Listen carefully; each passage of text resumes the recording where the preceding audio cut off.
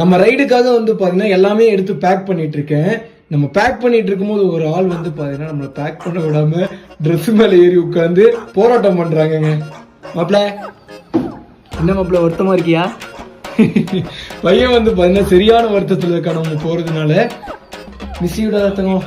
So வந்து இன்னொரு 2 மாசம் தான், 2 மாசத்துல அண்ணன் திரும்பி வந்துருவேன். டேய் எலக்ட்ரானிக் ஐட்டம் மேல கொடுத்துருக்கா மாப்பிள்ள, வாடா வா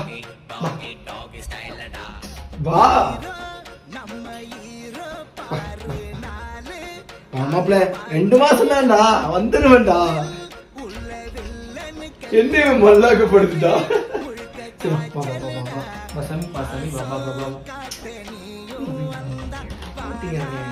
மாப்பிள்ள